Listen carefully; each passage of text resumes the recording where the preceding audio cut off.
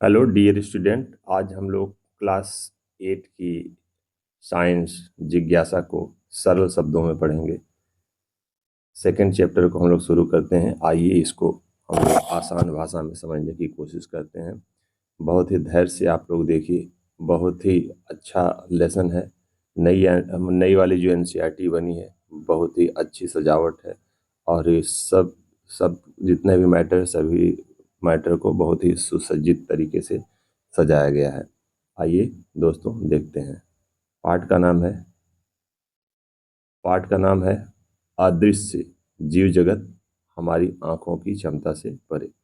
अदृश्य का मतलब है ना दिखने वाला। अदृश्य का मतलब है ना दिखने वाला। जीव जगत, जीव जगत, जीव जगत का मतलब है जितना हमारी पृथ्वी पे जितने भी जीव जंतु हैं और पेड़ पौधे, छोटे छोटे जीव, ठीक है, वो अदृश्य अदृश्य है, जिसको हम नहीं देख सकते थे। बहुत पहले तो हम उसको नहीं देख पाते थे, लेकिन अब हम कुछ यंत्रों के माध्यम से उसको देखते हैं। हमारी आंखों की क्षमता से जो परे थे, पहले वह इतने छोटे होते हैं कि हम उसको पहले नहीं देख पाते थे, लेकिन आज के समय में विज्ञान की मदद से हम उसको आसानी से देख सकते हैं। चलिए आगे बढ़ते हैं, इस पाठ को हम समझते हैं।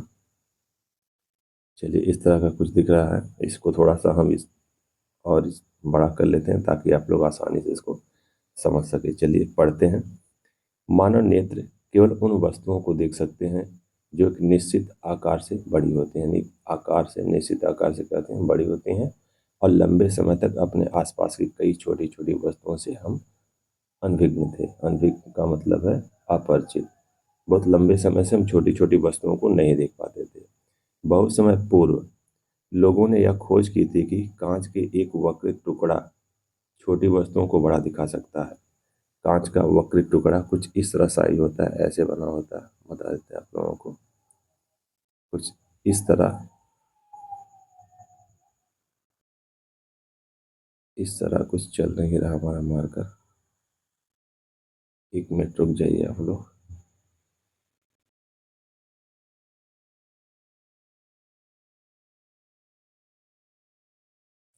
यह कांच का टुकड़ा मसूर की दाल, यानी कि लेंटिल के दाने जैसा था, जो कि बीच से मोटा और किनारों से पतला था। इसलिए इन्हें क्या कहते थे? लेंस कहा जाता था। समय के साथ लेंसों की गुणवत्ता में सुधार किया गया, उनकी आवर्धन क्षमता को बढ़ाया गया। साधारण आवर्धक लेंस से सूक्ष्मदर्शी तक प्रत्येक नए उपकरण ने मनुष्यों को वह देखने में सहायता की जिसे नग्न आंखों से नहीं देखा जा सकता था। यानी कि जो सूक्ष्मदर्शी बनी, यानी कि लेंस की मदद से आज हम बहुत ही अच्छी क्षमता वाले सूक्ष्मदर्शी को बना चुके हैं, जो जिनको हम नग्न आंखों से, ऐसे छोटे छोटे जीव जंतु जिनको हम नग्न आंखों से नहीं देख पाते थे, अब हम उसको आसानी से देख पाते हैं। आइए आगे बढ़ते हैं और इसको आगे की तरफ समझते हैं। यहाँ से पढ़ते हैं।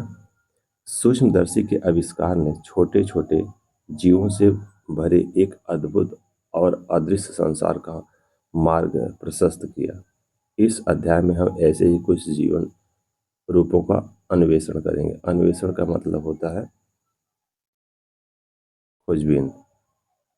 अन्वेषण का मतलब होता है खोजबीन। उसके बारे में हम खोजबीन करेंगे, उसके बारे में हम लोग समझेंगे। आइए पढ़ते हैं। आप जीवों की अद्भुत विविधता से के विषय में पहले ही पढ़ चुके हैं। अपने चारों ओर देखने अपने चारों ओर देखिए, कितने सुंदर पेड़ पौधे जीव जंतु हैं। वे विविध प्रकार, यानी विविध आकार, प्रकार नहीं, आकार, रंग, रूप के हैं। कुछ जीव जंतु बहुत छोटे होते हैं, जबकि कुछ बहुत बड़े होते हैं। वे न केवल अपनी संरचना में अपनी संरचना में अपितु अन्य लक्षणों में भी भिन्न होते हैं। मतलब उनकी जो संरचना होती है, जो बनावट होती है, वो अलग अलग होती है, और वो अन्य जो उसके गुण होते हैं, क्वालिटी होती है, उसमें भी वो क्या होते हैं? भिन्न होते हैं। ये सभी सजीव, चाहे वे पौधे हों या जीव जंतु हों, सभी सजीव यानी कि जिसमें जान होती है, चाहे वे पेड़ पौधे हों अथवा जंतु हों, ठीक है, उसको हम क्या कहते हैं, जीव कहलाते हैं। क्या आपने कभी सोचा था कि आपकी आंखों से दिखाई देने वाला सबसे छोटा जीव कौन सा है? ये प्रश्न है कि सबसे छोटा दिखने वाला जीव कौन सा है। हम अपने आंखों से बहुत से जीव ऐसे हैं जिसको जो छोटे आकार के होते हैं जिनको हम देख सकते हैं, लेकिन बहुत से जीव ऐसे हैं जो काफ़ी छोटे आकार के होते हैं जिनको हम अपनी नग्न आंखों से नहीं देख पाते हैं। इस विषय पर विचार कीजिए कि वस्तुतः आपकी आंखों से कितनी छोटी वस्तुएं देखी जा सकती है। मतलब सबसे छोटे जीव को हम देख सकते हैं, वह सबसे छोटा जीव कौन सा है, उसका आकार कितना छोटा होता है। आइए आगे देखते हैं।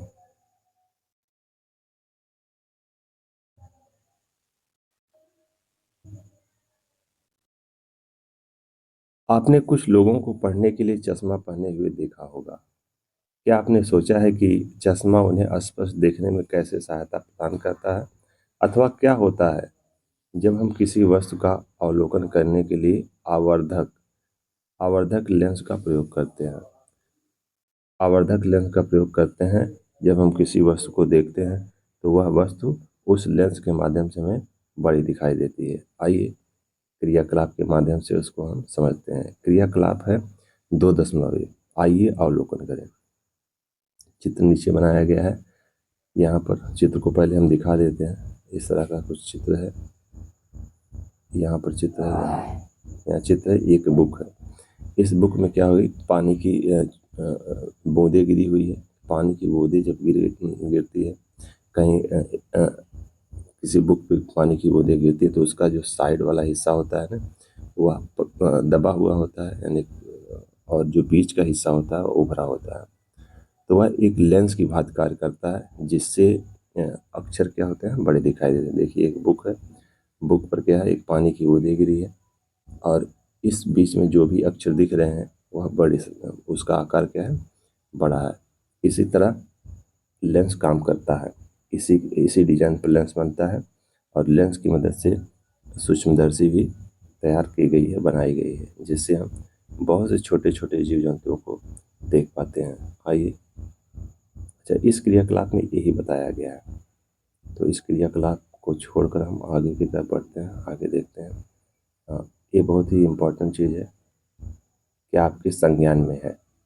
इसको पढ़ते हैं।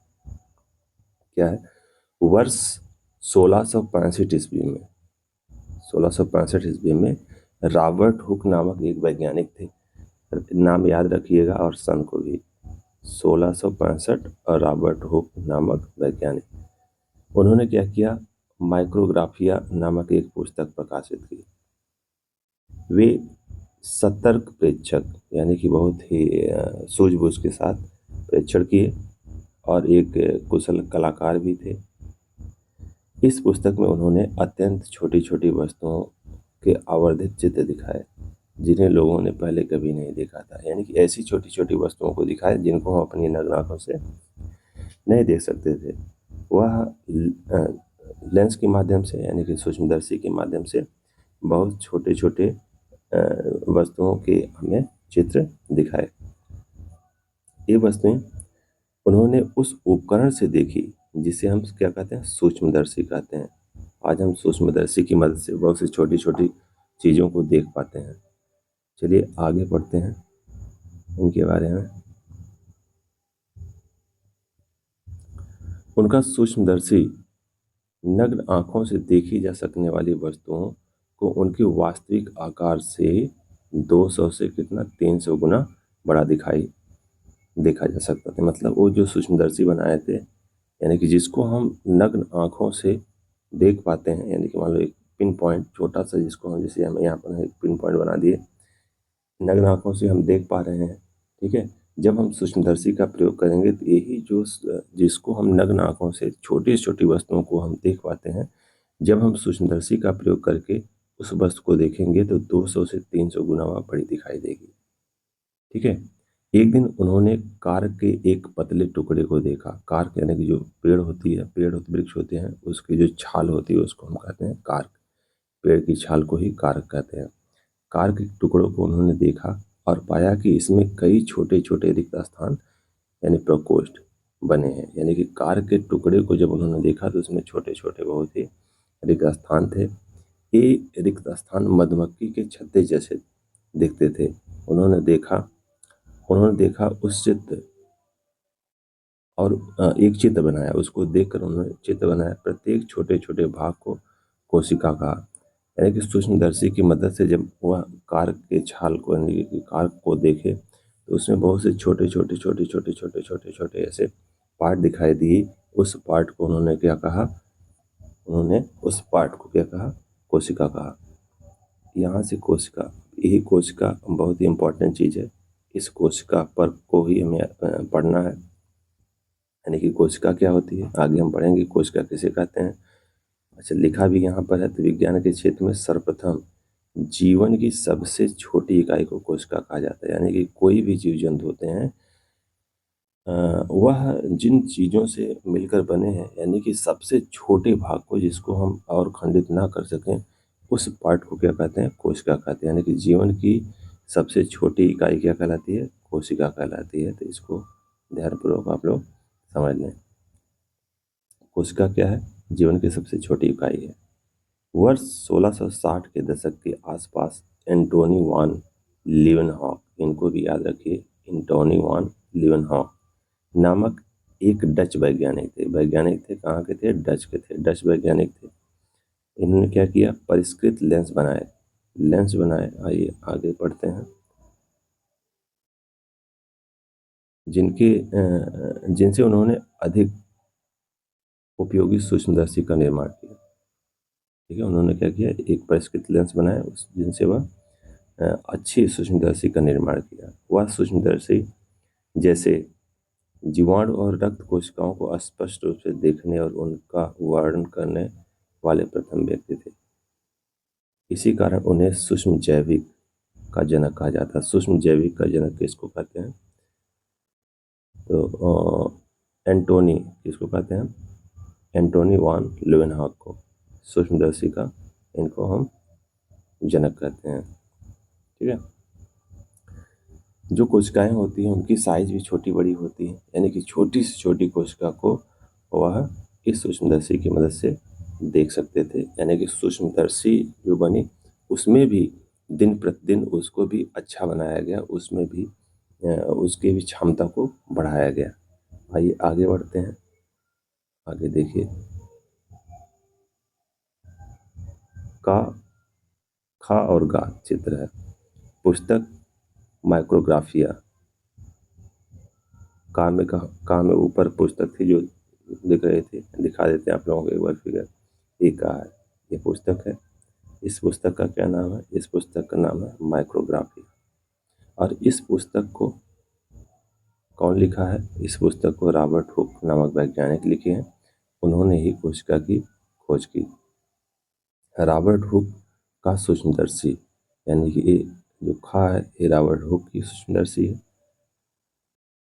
माइक्रोग्राफिया में प्रकाशित कार कोशिकाएं, यानी कि जो माइक्रोग्राफिया बुक है, उसमें कार जो सूक्ष्मदर्शी से रॉबर्ट हुक साहब ने देखा था, वह कोशिका इस तरह कुछ दिखती थी। उस कार की कोशिका इस तरह दिखती थी। आइए आगे बढ़ें। 2.1 कोशिका क्या है? कोशिका के बारे में हम लोग पढ़ेंगे। कोशिका क्या है? कोशिका किसे कहते हैं? सभी सजीव कोशिकाओं से बने हैं। जितने भी जीव जंतु हैं, पेड़ पौधे हैं, सब क्या हैं? सजीव हैं। पेड़ पौधे, मतलब जिस ऐसी वस्तुएं, ऐसे जीव जंतु, पेड़ पौधे जिसमें जान होते हैं, उसको क्या कहते हैं? सजीव वस्तुएं कहते हैं। जितने भी सजीव होते हैं, सब क्या? कोशिका से बने होते हैं। कोशिका क्या है? जीवन की सबसे छोटी इकाई को ही कोशिका कहते हैं, जिसको हम विभाजित ना कर सकें। आप यह देखकर आश्चर्यचकित हो सकते हैं कि कोशिकाएं वास्तव में कैसे दिखती हैं। यानी कोशिकाओं का आकार को देखकर आश्चर्यचकित हो सकते हैं। आइए सूक्ष्मदर्शी की सहायता से कोशिका की मूल संरचना का अधिक गहन से अवलोकन करें। अब सूक्ष्मदर्शी की मदद से हम उसके बारे में समझेंगे, उसके अंदर क्या क्या होता है, कोशिकाएं कैसे दिखती हैं, उसका आकार कैसा होता है। कोशिका को वैसे भी हम नग्न आँखों से नहीं देख पाएंगे, इसलिए सूक्ष्मदर्शी की मदद से उसको हम देखते हैं। यहाँ पर आते हैं अगली क्रियाकलाप के ऊपर। क्रियाकलाप 2.2। आइए कोशिका का अध्ययन करें। शिक्षक निर्देशन क्रियाकलाप, यानी शिक्षक के निर्देश के अनुसार क्रियाकलाप करते हैं। देखिए दोस्तों, एक क्रियाकलाप में क्या दिया गया है, इस क्रियाकलाप को देखते हैं ध्यानपूर्वक। अपने रसोई घर से या बगीचे से एक प्याज लीजिए। प्याज सभी लोग जानते हैं। प्याज लीजिए और उसे पानी से अच्छी तरह धो लें। प्याज के लंबवत टुकड़ों में काट दें, उसको काट लें और एक टुकड़ा लीजिए और चिमटी की सहायता से उसकी भीतरी सतह से पतली पारदर्शी परत को बाहर निकालिए। यानी कि जो इसमें झिल्ली लगी होती है उसको हमको क्या करना है, चिमटी की मदद से बाहर निकाल लेना है। इस परत को प्याज की झिल्ली कहते हैं। यानी जो परत होती है उसको क्या कहते हैं, प्याज की झिल्ली कहते हैं। प्याज की झिल्ली यानी जो झिल्ली है उसको 30 सेकंड के लिए रेफ्रेनिन यानी कि लाल रंग का अभिरंजक की कुछ बूंदों वाली पेस्ट्री डिश में रखिए। इससे कोशिकाएं गुलाबी रंग की हो जाएंगी और हमें उन्हें स्पष्ट रूप से देख सकेंगे। यानी हम उन्हें क्या करेंगे, स्पष्ट रूप से देख पाएंगे। एक पतले ब्रश की सहायता से प्याज की झिल्ली को दूसरी पेट्री डिश में रखिए जिसमें पानी हो, ताकि अतिरिक्त अभिरंजक निकल जाए। यानी जो उसमें पानी रहेगा तो उसमें बहुत ज़्यादा अभिरंजक रहेगा, जैसे इसमें दिखाया गया, यहाँ पर नंबर 1 में दिखाया गया है। और इसको पानी में रखेंगे तो जो अतिरिक्त रहेगा वो हट जाएगा, केवल झिल्ली झिल्ली हमको दिखेगी, उस पे कुछ रंग हमको दिखेंगे। अब प्याज की अभिरंजित झिल्ली को कांच की स्लाइड पर एक पतले ब्रश की सहायता से रखिए। ध्यान रखिए कि ना तो यह टूटे और ना ही मुड़े। इस तरह इसको हमको रखना है। अब आइए आगे बढ़ते हैं। स्लाइड पर प्याज की झिल्ली के ऊपर ग्लिसरीन की 1 या 2 बूंद डालिए। ग्लिसरीन कोशिकाओं को सूखने से बचाएगा और उन्हें अधिक स्पष्ट देखने में सहायता करेगा। हम इसलिए कर रहे हैं कि इसको हम सूक्ष्मदर्शी की मदद से देखेंगे। धीरे से कवर स्लिप को सुई की सहायता से प्याज की झिल्ली के ऊपर रखिए ताकि वायु के बुलबुले अंदर ना जाएं, यानी कि उसमें वायु ना जाए। शोषक पत्र के कवर स्लिप के किनारों पर जमा अतिरिक्त ग्लिसरीन को हल्के से पोंछिए। मतलब जितने भी इसमें ग्लिसरीन लगे हों उसको साफ कर लीजिए। अब हमको क्या करना है, अब स्लाइड का सूक्ष्मदर्शी के द्वारा अवलोकन कीजिए। यानी कि सूक्ष्मदर्शी की मदद से हमको क्या करना है, उसको देखना है। प्रयोगशाला में उसको हम देखेंगे। तो प्रयोगशाला में देखने के बाद झिल्ली किस तरह दिखती है, चित्र में दिया गया, हम चित्र की मदद से उसको समझेंगे। चित्र हमको देखना है 2.3 का। तो 2.3 का देखते हैं, चित्र कहाँ है, यहाँ पर है। ये वाला चित्र, ये वाला जो चित्र दिख रहा है, ये वाला, एक मिनट रुक जाइए। ये वाला जो चित्र है, ठीक है, ये पूरा चित्र, एक मिनट इसको एक बार हटा दें। ये वाला जो चित्र है, ये कोशिका जो हम झिल्ली देख रहे थे, प्याज वाली झिल्ली, उस झिल्ली का दृश्य है। और उस झिल्ली में हम देखते हैं तो इस तरह कुछ छोटे छोटे आयताकार पार्ट ऐसे ऐसे मिलकर जुड़े हैं। उस झिल्ली में देखने के बाद कुछ ऐसा दिखता है। तो ये छोटे छोटे जो पार्ट है आयताकार, ये क्या है, इसी को हम कहते हैं कोशिका। ये छोटे जो आयताकार है वो कोशिका है।